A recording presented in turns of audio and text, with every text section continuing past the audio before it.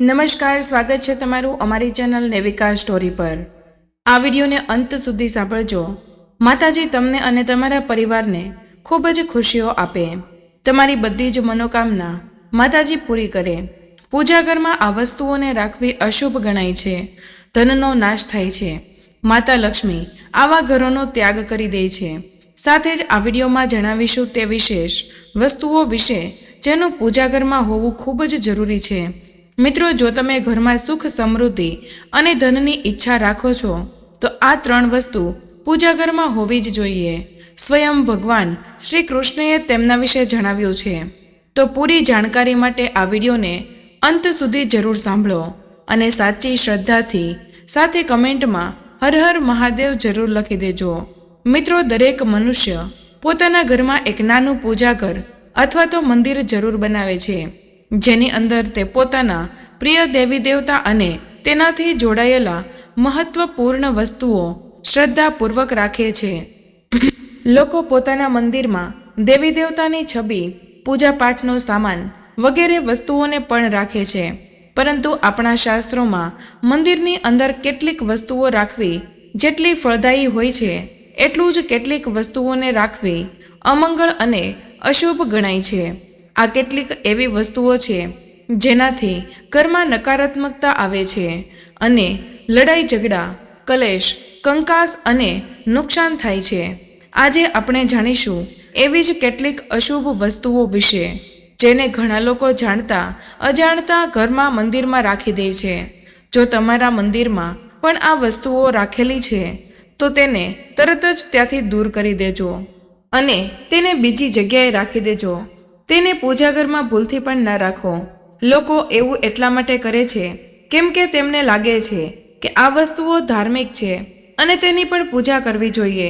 ભગવાન કૃષ્ણ કહે છે કે કળિયુગમાં મનુષ્ય કેટલીક અશુભ વસ્તુઓને ધાર્મિક માનીને તેની પૂજા કરશે, જેને ધાર્મિક શાસ્ત્રોમાં વર્જિત માનવામાં આવે છે। ભગવાન શ્રી કૃષ્ણએ તેની ભવિષ્યવાણી પહેલાં જ કહી હતી કે કળિયુગમાં મનુષ્ય અશુભ અને અધર્મી વસ્તુઓની પણ પૂજા કરશે। તો ચાલો જાણી લઈએ કે આપણે આપણા પૂજા ઘરમાં કઈ વસ્તુઓને રાખવી જોઈએ અને કઈ વસ્તુઓને ન રાખવી જોઈએ।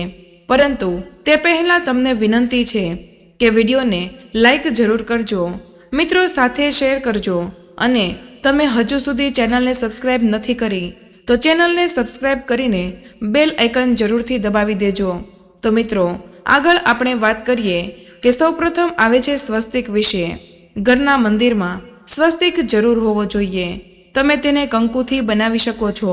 સ્વસ્તિક તમારા ઘરની શક્તિ, સૌભાગ્ય, સમૃદ્ધિ અને શુભતાનું પ્રતીક માનવામાં આવે છે। એ જ મુખ્ય કારણ છે કે કોઈ પણ શુભ કાર્ય કરતા પહેલા સ્વસ્તિકનું ચિહ્ન જરૂર બનાવવામાં આવે છે।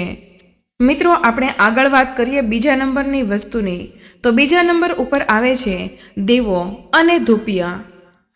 મિત્રો, ભારતની પરંપરા માટી સાથે જોડાયેલી છે, એટલા માટે મંદિરોમાં પારંપરિક માટીનો દીવો જરૂર હોવો જોઈએ। જો તમે માટીનો દીવો નથી રાખી શકતા તો ધાતુના દીવાનો ઉપયોગ કરો। જો ભગવાનમાં તમારી શ્રદ્ધા વધારે હોય તો તમે છાણા ઉપર ગોળ અને ઘી રાખીને તેમનો ધૂપ પણ આપી શકો છો। આવું કરવાથી ઘરમાં સુખ શાંતિ બની રહે છે। ત્રીજી વસ્તુ છે કળશ। ભગવાન શ્રી કૃષ્ણ કહે છે કે કળશ સુખ અને સમૃદ્ધિનું પ્રતીક છે। તમારા મંદિરમાં કંકુથી સ્વસ્તિક બનાવીને તેની ઉપર મંગળ કળશ જરૂર રાખો। આવું કરવાથી ઘરમાં હંમેશા સમૃદ્ધિ બની રહે છે અને ઐશ્વર્યની પ્રાપ્તિ થાય છે। ચોથી વસ્તુ છે ઘંટડી। મંદિરમાં તમે ઘંટડી જરૂર જોઈ હશે।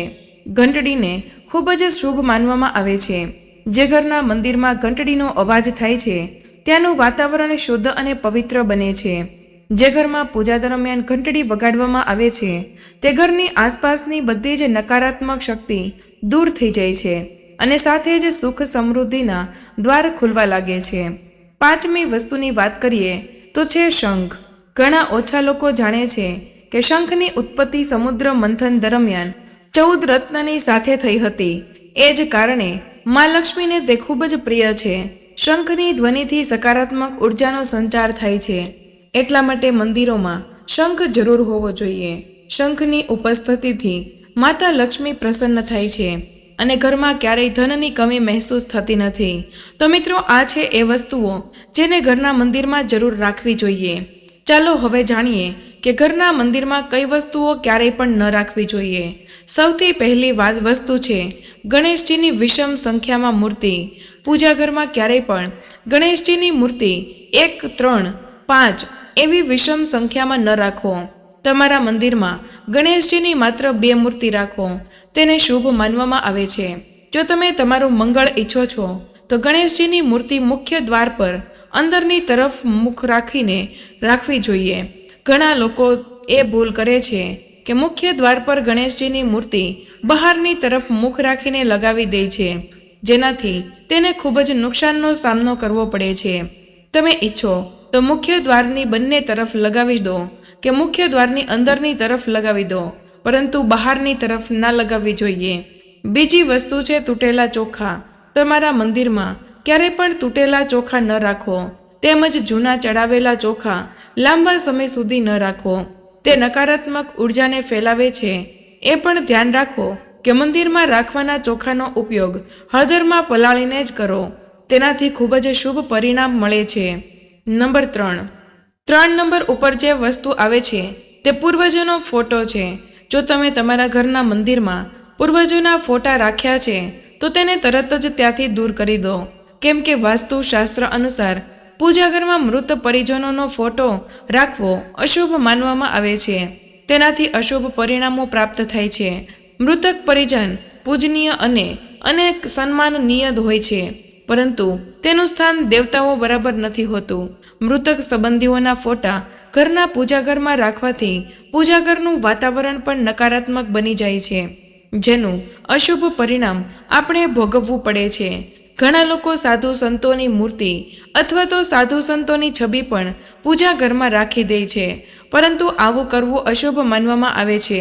જો તમે કોઈ સાધુ સંતને માનો છો તો તેની છબી દિવાલ ઉપર લગાવી શકો છો, પરંતુ પૂજા ઘરમાં ભૂલથી પણ ન રાખો. તો ચાલો હવે જાણીએ એ વિશે કે એ વસ્તુઓ વિશે જે તમારા પૂજા ઘરમાં જરૂરથી હોવી જોઈએ. આ વસ્તુઓના પૂજા ઘરમાં હોવાથી ઘરમાં ધનની વર્ષા થાય છે. માતા લક્ષ્મી આવા ઘરમાં સ્થાયી રૂપે વાસ કરે છે. મિત્રો, પહેલી વસ્તુ છે ગંગાજળ. આપણા શાસ્ત્રોમાં ગંગાજળને ખૂબ જ પવિત્ર માનવામાં આવે છે. એટલા માટે પૂજા ઘરમાં ગંગાજળ હોવું ખૂબ જ જરૂરી છે. ગંગા નદી બધા જ પાપોનો નાશ કરવાવાળી છે, તેમજ બધી જ વ્યાધિને નાશ કરવાવાળી છે. એટલા માટે જો તમારા પૂજા ઘરમાં એક નાના પાત્રમાં તમે ગંગાજળ ભરીને રાખો છો તો તેનાથી તમારા પૂજા ઘરની શુદ્ધતા બની રહેશે અને તમને તમારી પૂજાનું સંપૂર્ણ ફળ પ્રાપ્ત થશે. બીજી વસ્તુ છે કળશ. શાસ્ત્રોમાં કળશને પૂર્ણતાનું પ્રતીક માનવામાં આવે છે. તે સત્યનારાયણની પૂજા હોય, દિવાળી હોય, નવરાત્રિનો તહેવાર હોય કે કોઈ પણ પ્રકારનો ઉત્સવ હોય કે માંગલિક કાર્ય હોય, કળશની સ્થાપના કર્યા વગર બધું જ અધૂરું માનવામાં આવે છે. પૂજા કળશનો ઉપયોગ દેવતાઓનું આહ્વાન કરવા માટે કરવામાં આવે છે. ઈશ્વરની સામે ત્રાંબાના કળશમાં પાણી ભરીને રાખવું એટલું શુભ હોય છે કે આપણે આપણી રોજની પૂજા કરતા સમયે ભગવાનની સામે ત્રાંબાના કળશમાં પાણી ભરીને રાખીએ તો તેનો ચમત્કારિક પ્રભાવ આપણને જરૂર જોવા મળે છે. તેના માટે મુખ્ય રૂપે ત્રાંબાના કળશનો ઉપયોગ કરો. પૂજામાં જો કોઈ સામગ્રીની કમી રહી જાય તો પરેશાન ન થવું. પૂજા અધવચ્ચે ન છોડો. એવામાં ભગવાનને ચોખા અને ફૂલ ચડાવો. મનમાં જ તે વસ્તુઓનું ધ્યાન કરો. પ્લાસ્ટિકની બોટલમાં કે કોઈ પણ અપવિત્ર ધાતુના વાસણમાં ગંગાજળ ક્યારે પણ ન રાખવું જોઈએ. અપવિત્ર ધાતુ એટલે કે એલ્યુમિનિયમ અને લોખંડથી બનેલા વાસણમાં તેને ન રાખવો. ગંગાજળ ત્રાંબાના વાસણમાં રાખવું ખૂબ જ શુભ માનવામાં આવે છે. મિત્રો, કેતકીનું ફૂલ શિવલિંગ ઉપર અર્પણ ન કરવું જોઈએ. કોઈ પણ પૂજામાં મનોકામનાની સફળતા માટે દક્ષિણા જરૂર ચડાવવી જોઈએ. માતા લક્ષ્મીને વિશેષ રૂપે કમળનું ફૂલ અર્પણ કરવું જોઈએ. અને જો તમે આ કાર્ય શુક્રવારના દિવસે કરો છો તો તેનો ખૂબ જ લાભ મળે છે. આ ફૂલને 5 દિવસ સુધી જળ છાંટીને ફરીથી ચડાવી શકો છો.